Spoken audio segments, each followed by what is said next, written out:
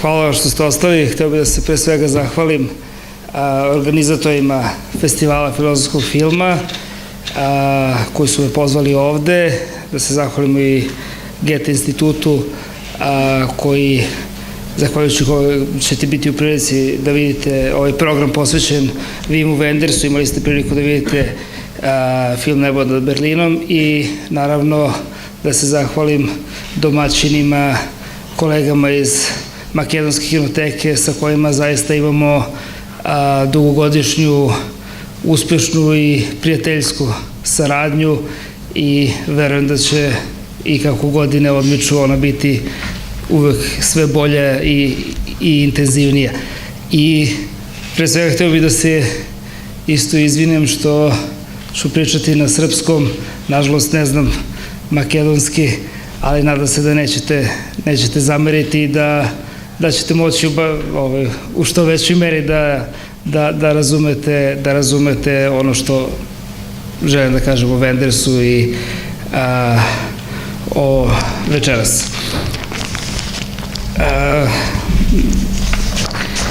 Imao sam prilike da upoznam Vima Wendersa i da sa njim provedem nekoliko dana kada je gostovao u Beogradu i neko strahopoštovanje koje verovatno većina ljudi imaju kad imaju prilike da se susretnu sa zaista nekom ko sa punim pravom čini istoriju filma, je zapravo došlo do toga da je on veoma i komunikativan i opušten i veoma prijateljski bio rastrojen i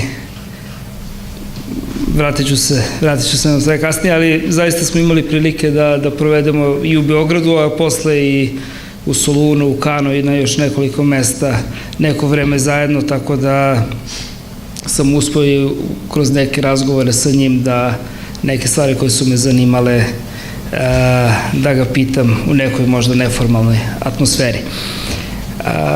Treba reći zapravo da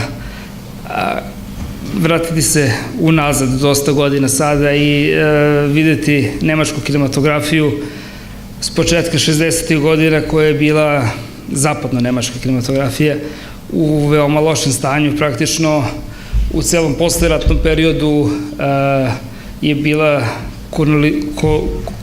kolonizovana od strane američke produkcije, američke distribucije, zapravo ostaci one velike kinematografije koja je bila nemačka pre Drugog svetskog rata su još mogli da se primete u kinematografiji istočne Nemačke, ali nažalost prvih skoro 20 godina posle rata Nemačke je dosta retko da se nađe nešto što je vredno pomena i u toj konstelaciji se pojavljuju autori kao što su tada mladi ljubitelji filma, uglavnom kao što su Wenders, Herzog, Fassbinder, von Trotta i daju jedan novi impuls nemačkoj kinematografiji i 62. praktično potpisuju taj manifest iz Oberhausena koji će dati jedan novi okvir u kojem će se razvijati nemačka kinematografija, a ako onda uzmemo Wendersa među svima njima, jedna od karakteristika većine njegovih filmova je upravo putovanje, pokret, putovanje na najrazličitijim nivoima, ali i ono fizičko koje je stalno, gotovo uvek prisutno u njegovim filmovima i sa brojnim, primetili ste i u filmu koji ste imali sad prilike da vidite da su uvek prisutni automobili, vozovi, tramvaji, brodovi, tako da ne beži od toga, čak je to jedna od konstanti u njegovim filmovima. Putovanje možemo definisati kao u tri osnovne tačke, to je polazak, odnosno napuštanje jednog stanja i znači bilo da li je to fizičko putovanje i napuštanje toga ili mentalno. Sam put, odnosno izmeštanje iz te polazne tačke koje nije samo bitno kao pomeranje sa jedne tačke na drugu, već i ono što se u njemu događa i naravno putovanje se kompletira sa povratkom, jer uvek krenemo negde da bi se i negde vratili, tako da možemo da kažemo da ja sam u ovom izlaganju hteo da obradim neke filmove od kojih u ovom programu koji ćete imati prilike da vidite, imali ste sad prilike da vidite Nebo nad Berlinom, ali iz neke želje da stavimo u kontekst onima koji nisu gledali ove filmove o kojima pričam, bit će im lakše da vide i da sagledaju možda ove koji će biti na programu. Naravno, verujem da je veći broj vas i pogledao te filmove, ali neće biti zgoreg i da se njih posjetite. Hteo sam da uzmem kao polaznu tačku putovanja u otkrivanju identiteta Vima Wendersa Sjedinjene Američke Države, zapravo onu državu koja je na ekonomski, na medijski način praktično kolonizovala zapadnu Nemačku, u kojoj je Wenders i odrastao. I tu možemo da obratimo pažnju na takozvanu trilogiju puta koju čine filmovi Alisa u gradovima, Pogrešan pokret, mada je možda bolji prevod Lažan pokret, i U toku vremena, koji je preveden i kao Kraljevi ceste u našim zemljama. U filmu Alisa u gradovima Wenders kreće iz Sjedinjenih Država sa glumcem koji će naravno glumiti u sva od ovih 3 filmova, Rudigerom Foglerom.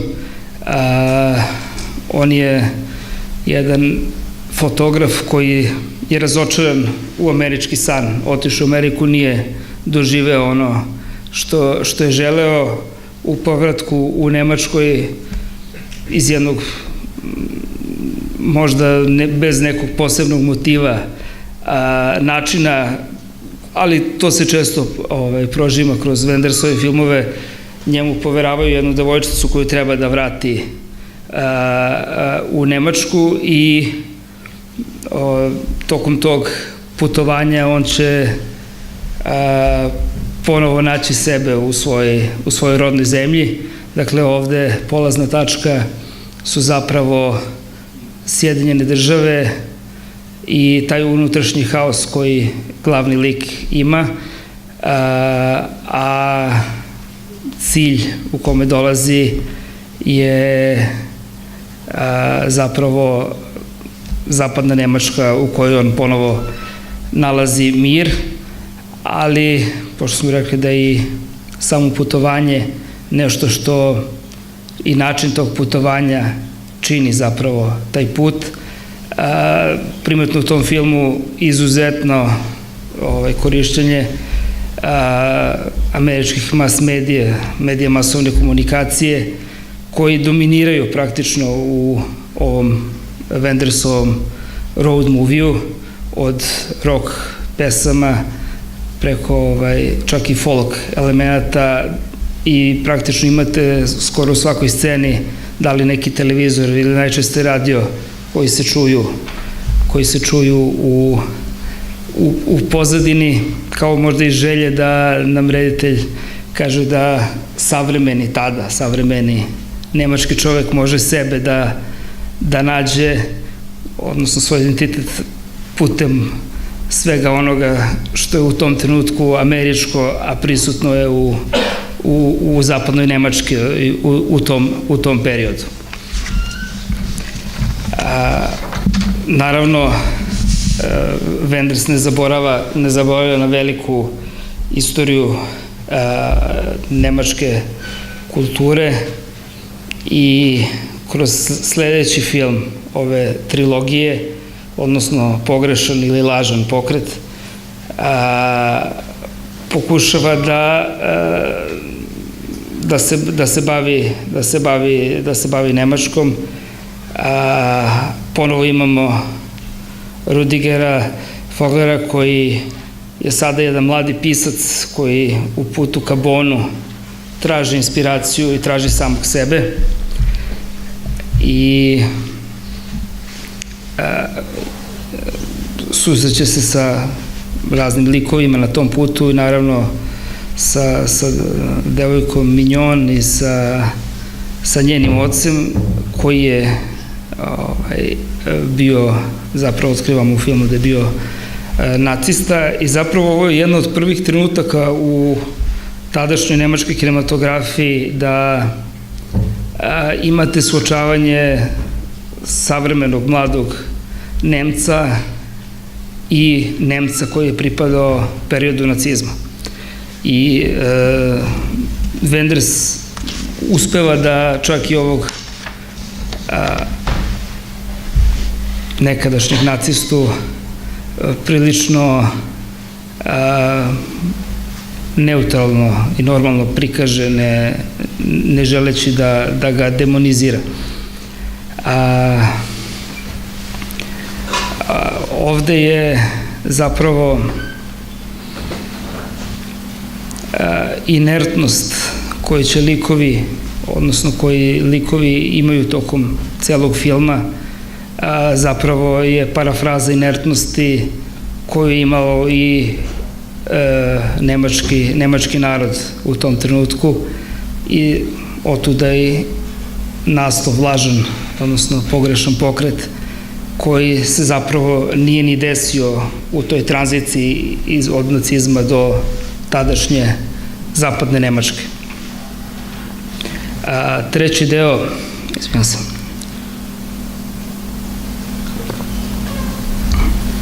treći deo ove trilogije, film U toku vremena, ili Kraljevi puta, gde opet Vogler sada tumači jednog kinooperatera i koji kreće u putovanje to putem granice koju deli istočnu i zapadnu Nemačku i u ovom filmu možemo da vidimo dosta citiranja od Langa do Nicolasa Reja, Johna Forda i ovde se više nego u ovim prethodnim filmovima vidi izuzetna ljubav koju inače Wenders gaji i njegova ljubav prema filmu koju pokušava ovde da prenese opštoj publici.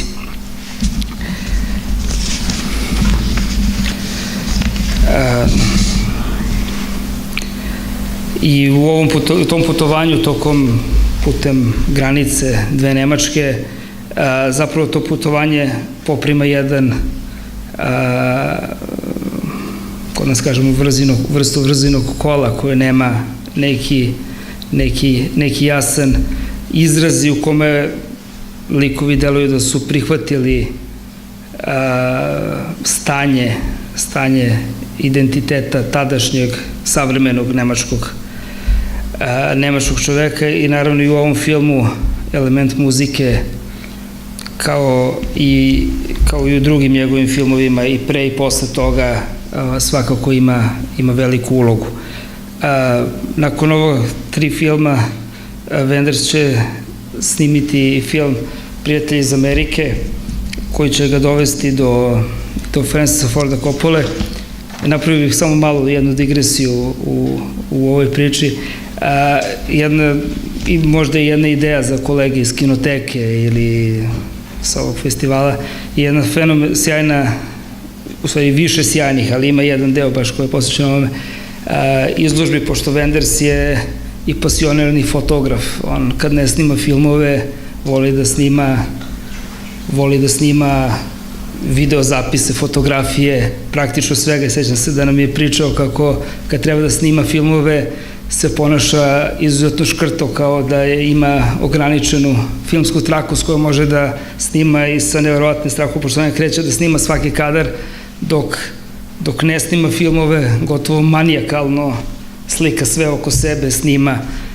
I na jednom od tih putovanja je nastala jedna sjajna serija fotografija. Jedan deo toga je bio prikazan, izložen u Beogradu, veći deo jednom prilikom pre 10 godina na festivalu u Solunu. I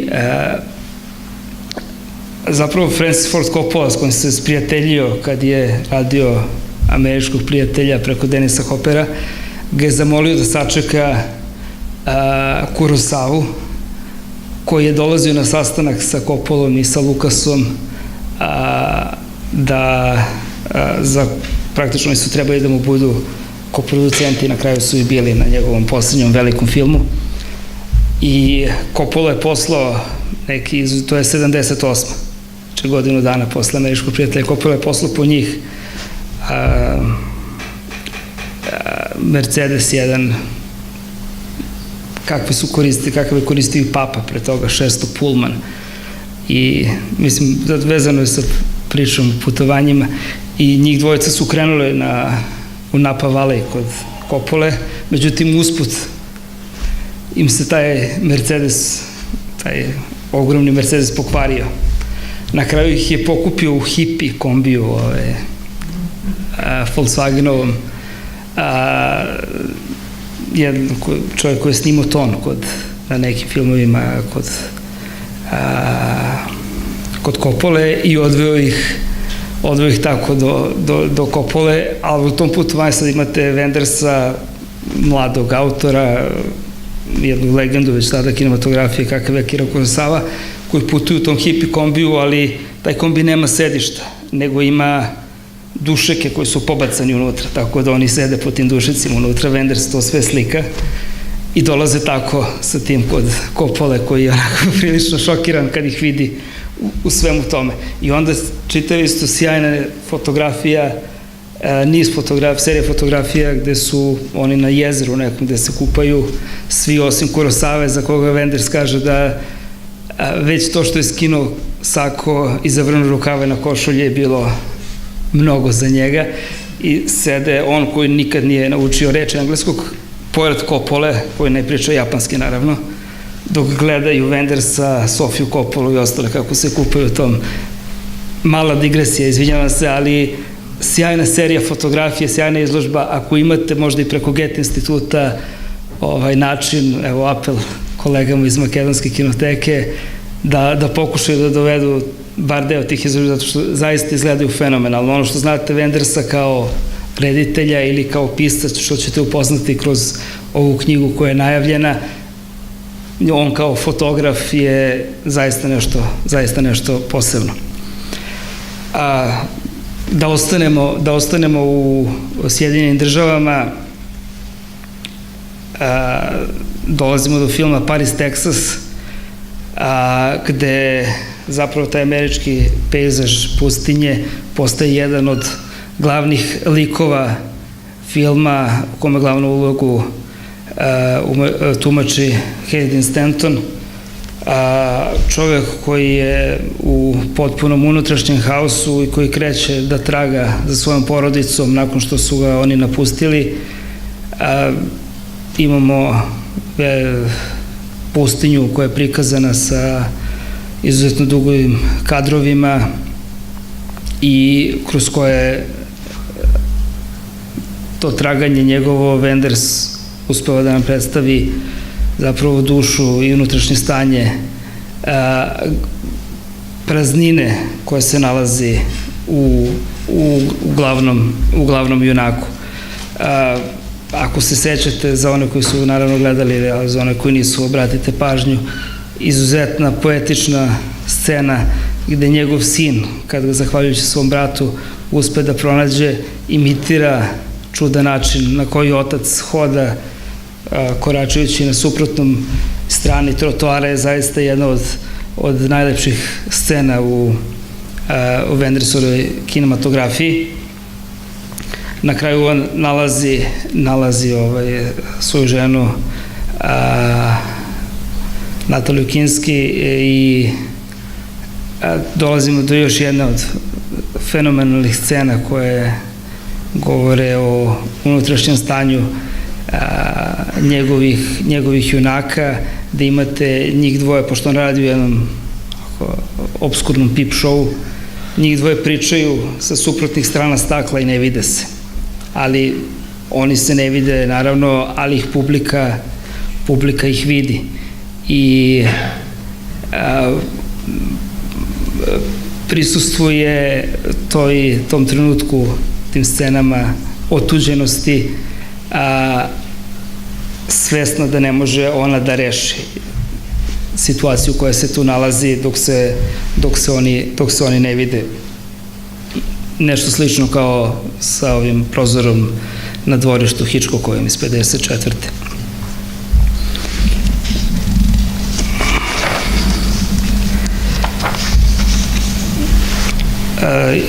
U ovom filmu, nakon što Harry Dean Stanton nađe i dete i ženu, on će shvatiti zašto su ga napustili i vratiti se ponovo sam u ono ništavilo iz kog je došao. I zapravo u ovom filmu to putovanje Wendersovo postaje jedan krug, pošto je polazna tačka zapravo i ona tačka u kojoj se vraća, a to je ta pustinja, ali putovanje koje ga je dovelo od polazne do povratka u tu pustinju je zapravo glavnog lika izuzetno promenilo, jer je on postao sada svestan zašto je ostao bez svojih voljenih i nada sve shvatio je šta treba da uradi da bi se ponovo našao sa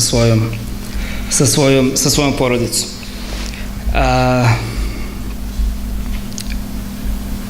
Wenders je zapravo u ovim filmima krenuo iz Sjedinjenih Država sa filmom Alisa u gradovima, a vratio se na kraju u Sjedinjene Države sa filmom Paris, Texas. Znači, polazna i krajnja tačka kroz ove filmove su bile upravo Sjedinjene Države, ali put je zapravo bio zapadna Nemačka. I kroz to putovanje je on pokušao da istraži sopstveni identitet Nemca u jednoj Nemačkoj koja je kulturalno i ekonomski u tom periodu potpuno okupirana od strane zapravo Sjedinjenih Država. Ali možemo da kažemo da se to putovanje ne završava ovde, ili istraga o njegovim putovanjima. Ono se nastavlja i kroz brojne druge filmove, ali jedna druga vrsta putovanja se zapravo dešava u filmu koji ste imali malo pre priliku da vidite, u filmu Nebo nad Berlinom.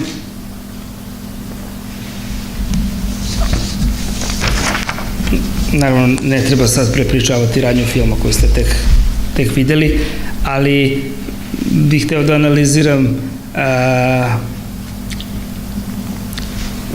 putovanje, odnosno motivaciju zbog koga Damiel, odnosno Bruno Ganz, odlučuje da napusti svoju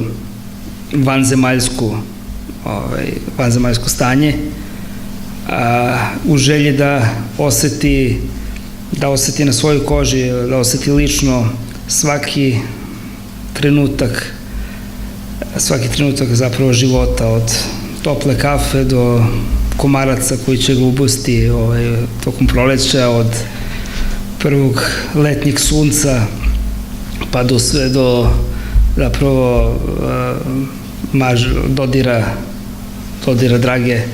drage osobe i tu zapravo možemo da kažemo da je Damilovo putovanje sa neba na zemlju zapravo jedan čin ljubavi koji je sam reditelj, koji Wenders ima prema životu.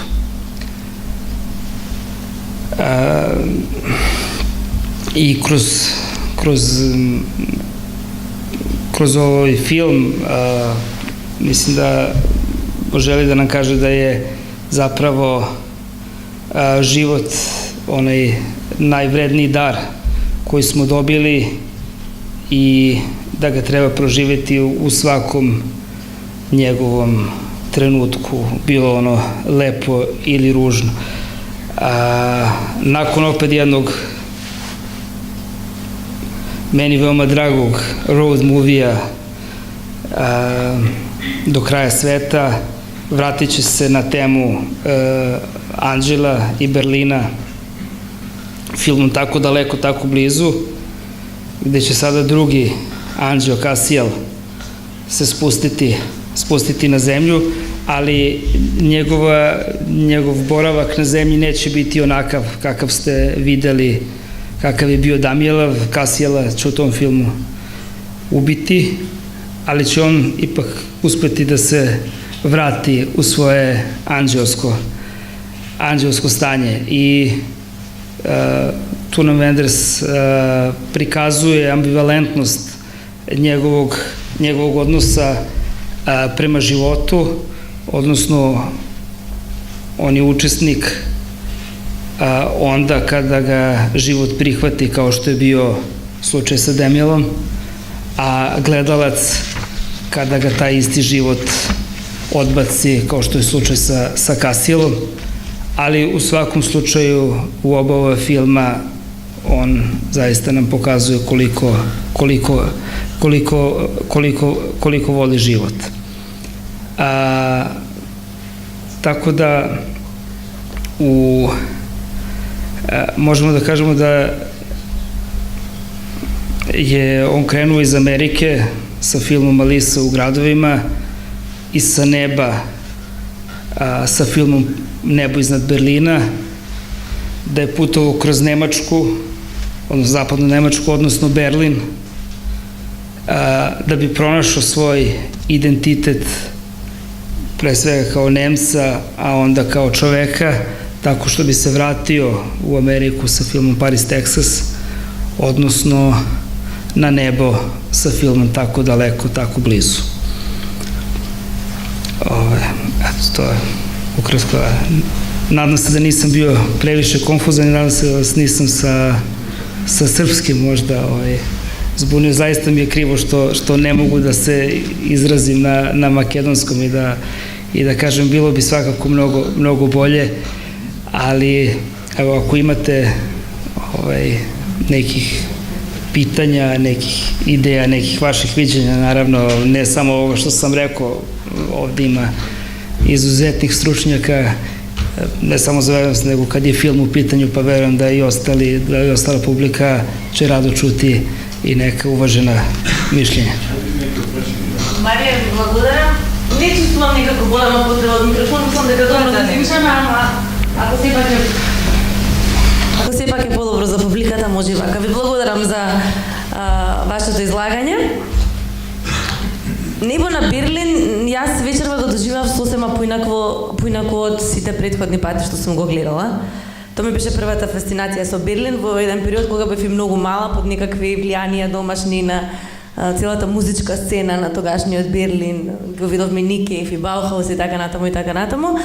Фасцинантен филм, би рекла Рембек, дело поезија и филозофија ставена или заробена во моките на филмскиот кадар. Иако она што вие го извоивте како некаква главна нишка, наједноставна, најсимплифицирано кажано, колку е животот магичен и убав, дека тој всушност во најмалите работи, во дека наједноставните работи се најсуштинските вредности од кои сите се повеќе се оддалечуваме, можеби како некаква најважна нишка. Останатите слоеви ги има многу во филмот, претпоставам дека сите ги препознавме, значи од теориите за сапунот и фетишизмот кон чистото, кога велам чистото мислам и во политички контекст, до сите тие кобни политички идеологии, до поентите за границите кои што се и во нас и надвор од нас и така натаму и така натаму. Денес како доживеа вечерва сосема поинаку од причина што овие ангели кои го наблюдуваа животот и кои има таква една потреба да го осетат тој магичен допир на прстите на најчовечкото, сме можеби сите ние денес во ова дури шизофрено, хиперактивно технолошко време. Ние денес сите сме од некаква позиција на наблюдувачи, некакви ангели на тугите животи преку тој светлечки екран кој сите нас не прекупира. И сега да не бидам сватена како некаков технофоб, често го цитирам Пол Вирилио и она неговото дека да не го измислеа бродот, немаше да постои ни бродоломот. Во тој контекст се разбира дека сите сме согласни во однос на придобивките на технологијата и новото време, но дали понекогаш имате чувство дека денешното живење не претвара во такви некакви наблюдувачи од високо на всушност наједноставните човечки работи кои го прават животот среќен? Ова чисто како некакво мое гледиште кое можеби е шашаво и тотално различно од она како претходно сум го доживувала нивото над Берлин, или чисто како некаква иницијална каписла да отвориме дискусија ако сакате. Ве поканувам да се вклучите со ваши прашања и со ваши коментари. Имаме некој прашање?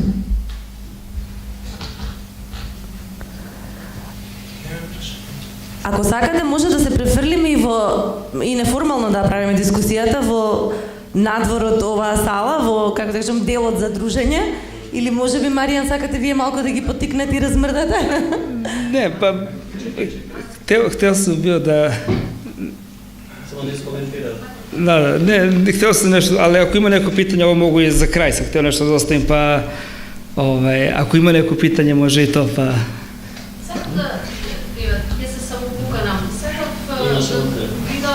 Микрофонот сакате? Има таму микрофон или сакате овој? Во ред е добро, окей. Само во однос на оваа врска на ангелите кои што се протагонисти во филмот на Петерс, доста невообичаено. Обично гледам луѓе за протагонисти, но ангелите не се случајно центарот на приказната на Вендерс, и токму оваа врска на ангелите, на камерата, како исто така нем наблюдувач на светот, и детскиот поглед, as das Kind can da. Кој што мислам дека има тука некоја интересна нитка која што дава една перспектива на отварање на еден нов поглед кон светот, некој онтолошки поглед можеби кој што не е врзан за субјектот, но кој што може да даде еден поинаков поглед на работа. Да сакам да ме прашам дали знаете можеби дали е случајна или не случајна оваа врска меѓу токму погледот на ангелите кои што секогаш гледаат од некоја друга перспектива, а тука истовремено е нели камерата, филмската камера, која што ја има таа улога на наблюдувач во светот.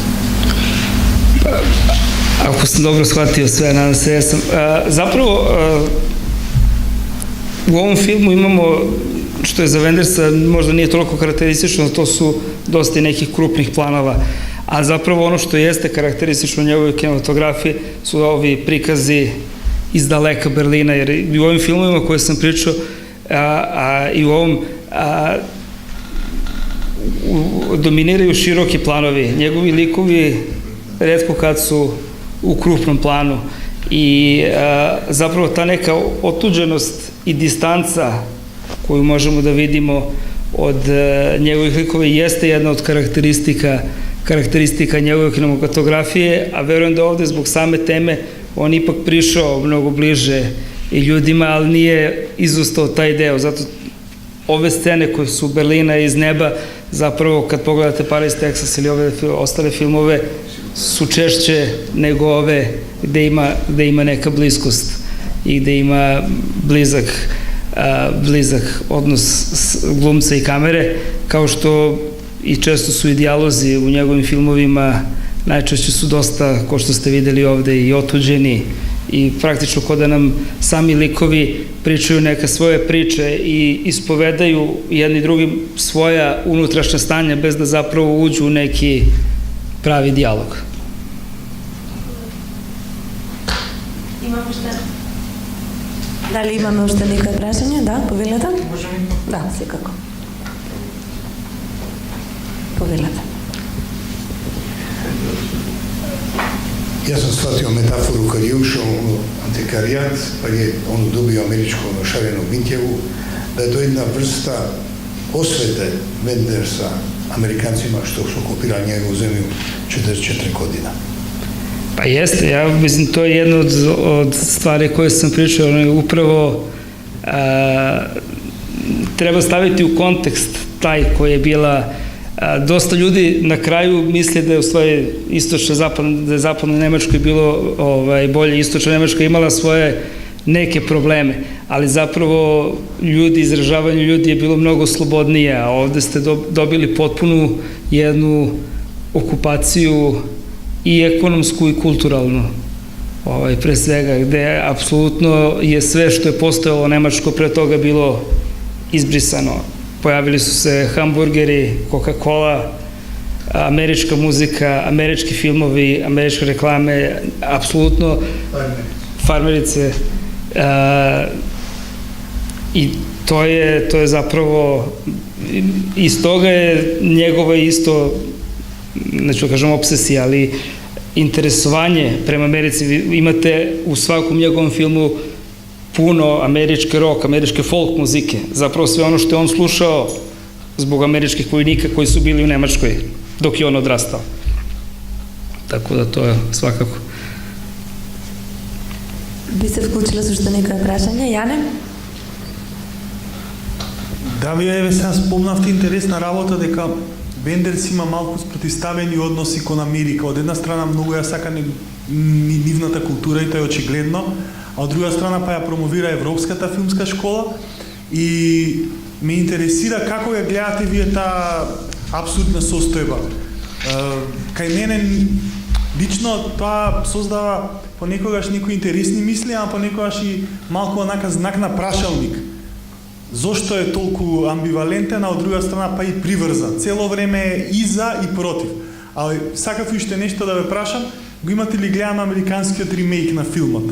И сега, што мислите ако воопшто имате некаков посебен став околу тоа? И како па Вендерс од друга страна, како голем противник на Холивуд во еден период, сепак дозволува да се направи холивудски ремейк на неговиот, па еден од најавторските филмови може да се каже. Pa, kad su remake-ovi američki u pitanju evropskih i svetskih filmova, to ne bih mnogo komentarisao. Nažalost, nijedan nije baš uspeo onako kako je bio zamišljen. Možda su jedino njima zanimljivi, ali verujem ne ostavim. A ovde je stvar bila sa producentima i pravima, nije to bilo sad neka njegova mogućnost i želja da to spreči. Ali zapravo, evo, baš u jednom tekstu koji sam bio pisao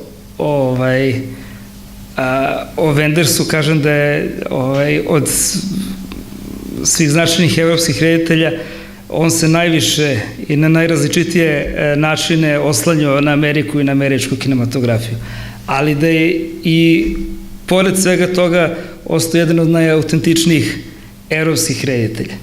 Jer on sve karakteristične elemente zapravo iz američkih filmova jako su prisutni, on ih transformiše i adaptira svojim senzibilitetom, naravno, u jednu poetiku koja je opet karakteristična za evropsku, a ne za američku kinematografiju. Njegovi isto filmovi su cela narativna struktura je se naginje i naslanja na američku melodramu, a apsolutno nije melodramatična, tako da uspeo je svojim ličnim stavovima da se ipak izbori svega toga, ali svakako je Amerika i američka kultura veoma prisutna kod njega, jako ga nije očigledno uspeo da se izbori sa tim na jedan Дефинитивно музикава, американската музика му е една од инспирациите, зашто во вториот дел од филмот Far Away So Close, Лу Рид е еден од, сега малку имам заборавено прости, ако грешам, еден од ангелите или се појавува во некоја споредна улога. Второто прашање што сакав да ти го поставам, приметив на крајот дека филмот е посветен до Трифој и до Тарковски. И Озу, да. Што мислиш, ги пронаѓаш ли ти влијанијата на овие тројца автори во негово творештво, посебно во овој филм? Јас некако сега го гледав по 5-6 пат, бидејќи ми е еден од омилените филмови, и можеби највеќе го осетив Тарковски, али можеби е тоа моје мислење, ме интересира што мислиш ти или некој друг од публикава. Да, па имаćete prilike da vidite u ovoj maloj retrospektivi Wendersa i ovaj film 666 gde on intervjuše značajne reditelje u sobi broj 666 hotela Martinez u Kanu, a on je zaista, pored toga što je i bio prijatelj i upoznao sve te ljude, on je zaista veliki filmofil. I zato ne beži od citiranja u svojim filmovima i Antonionija i Godara i, ko što sam rekao, intiman odnos sa Coppolom, sa Kurosavom, a s druge strane citiranje njegov film koji je radio sa Nikolasom Reom, na primer, isto. Tako da, on je, pored toga što spada među te velikane, on je Samuel Fuller, da, naravno. On je zaista i iskreni ljubitelj kinematografije svih tih autora, zato ih ne beži od toga da ih i citira ili im posvećuje stvari često. И ме интересира дали можеш, гледам дека си стручњак за Вендер Септен, дали можеш малце вака да раскажеш за неговата соработка со Джим Джармуш, бидејќи знам дека на самиот почеток Вендерс беше еден од главните поддржувачи на Джармуш, дури има и некоја приказна дека му оставил филмска лента со кој што Джармуш успел нешто да направи, да сними или така нешто. И каде ја гледаш таа поврзаност? Е повторно Америка, Европа, некои интересни сензибилитети, малку рок-н-рола, од друга страна анти-рок-н-рол филмови. Така, ме интересира и твоето гледање за овие ствари. Dobro, to bi sad možda cijela ta analiza zahtevala mnogo više vremena ovde i energije. Ali zanimljivo je da je dobar prijatelj od Džarmuša i Emir Kusturica, tako da to je dosta povezano, a sad Kan treba da otvori Džarmušov novi film koji je zapravo horor. I meni je baš bilo zanimljivo zbog toga, eto, mislim, tog pitanja, zbog njegove povezanosti sa Wendersom i s jedne strane sa Kusturicom, s druge i sa još nekim drugim. Ovaj film je nekako delovao potpuno, razumeo bi da je prijatelj dobar sa Tarantinom, pa da je krenuo u taj žanr, ali nisam, ko što niko nije ni gledao taj film i zaista ne znam ni kako će ispasti. Verovatno ako su ga izabrali za otvaranje Kana da je dobar, ali Džarmuš me više oko toga ovih dana mi je u glavi razmišljanje o tom filmu koji nisam video, koji bih hteo da pogledam, ali baš zbog svega ovog što je prethodilo u radu i filmografiji Džima Džarmuša mi je trenutno mi je to razmišljanje kada je on u pitanju. Имаме уште некои прашања за нашиот гостин? Како не филозофски може. Дали Питер Ханке беше во Белград кога Вендерс беше во Југославенски кинотеатар? Nije bio tada, ali bio je nekoliko puta i bio je pre 2 godine baš sa Kusturicom kod nas. Ali on dolazi češće od Wendersa u Beograd. Da. Ali ima, evo, možda da završimo, pa mislim možemo naravno posle i da pričamo. Prilikom te posete Beograda mislim da će biti zanimljivo i publici ovde. Zapravo, on je bio sa svojom suprugom tada na festu koji se isto bavi fotografijom i filmom sa kojom je zajedno radio filmove i ona je bila potpuno zgranuta na ručku na kome smo bili količinom roštilja i ćevapčića koje on pojeo. odnosno skale vaše. I onda nam je rekao, onako, poverio se, pošto on nije, šta se dešava, rekao nam je da je praktično, pošto je s kraja 60-ih se preselio u Minhen i tamo počeo da studira filmsku školu, da zapravo se isključivo hranio u jugoslovenskim restoranima i da je ceo svoj studijski period dok je studirao proveo na ćevapčićima, ražnjićima i ostalim stvarima, tako da je potpuno bio fasciniran kad je bio u prilici da ponovo to okusi. Tako da, ali verujem da je bilo i naših i vaših roštilj-majstora tamo koji su mu zapravo učinili studiranje prijatnijim. Sprašam, da li ki završimo sa kebapčinjena ili ima možda neko prašanje? Ovo je filozofično. Da li možeš da mi kažeš iskuството на вендерство кое го има посетено филмскиот архив во Југословенска кинотека? Da, pa mislim da nisu samo ovi Ćevapčić i Roštilj doprineli tom nekom prijateljskom odnosu koji on stekao sa nama, ali kada je posetio arhiv, zaista se kao iskreni ljubitelj filma mogu skoro da kažem potresao, ili to je veoma emotivno doživeo kad je video količinu filmova i način pre sve na koji mi to čuvamo, i kad je video brojne i nemačke i ostale filmove kod nas i da im se posveđa apsolutno ista pažnja kao da su i naši, da se sve to čuva i obrađuje i prikazuje. Kao iskrenom ljubitelju filma toga je zaista ganulo do toga da bi i mene i moj kolegu Dinka Tucakovića, koga ovde isto dosta ljudi poznaje, koji nažalost nije više sa nama, kad god bi nas sretao, kasnijih godina se zadržavao onako potpuno u nekim razgovorima sa nama, iako možda tada nisu bile baš prilike jer imao neke druge formalne obaveze, ali eto, nekako je sve to ostavilo poseban neki utisak na njega, i ne samo na njega, i na druge ljude koji su dolazili kod nas, da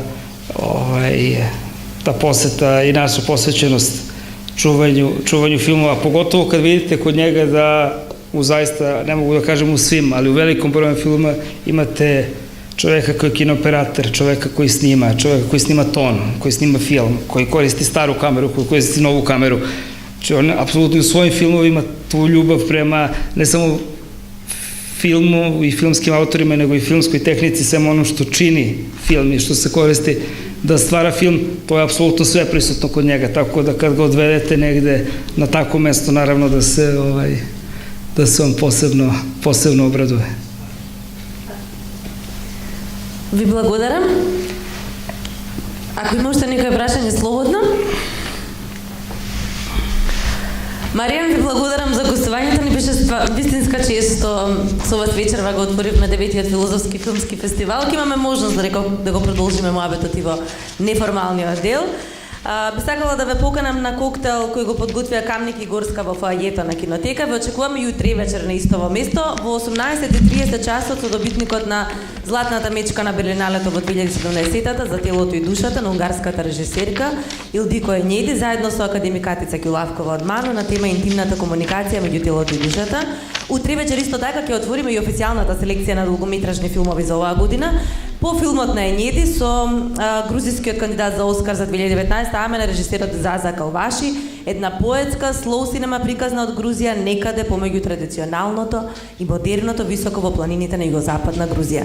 И на крајот на вечерта, доколку ви се допадна перформансот на Post Global Trio, проектот на Тони Димитров, Димитар Додовски и Мартин Ѓоргиевски, ќе можеме да ги слушнеме со нивните филозофски медитации утре вечер на истово место во кинотека. Прекрасен аудиовизуелен перформанс не очекува. Post Global Trio е искуство, би рекла, искуство кое што не може да се, кое можете да го доживеете всушност на патот на далечните предели, внатре или надвор од себе. Слика на јасни и суптилни звуцни шнери и пейзажи. Влези во шумата, остави го градот зад хоризонтот, заборави на него, влези во себе си и пронајди се, како што беше пред да заборавиш. Се гледаме утре Ќе ве посетам на прекрасната мисла на Демокрит. Не постои ништо друго освен атоми и празен простор. Се друго е лично мислење. Ви благодарам за вниманието и продолжуваме со неформалниот дел и дружбата во кинотека. Ви благодарам.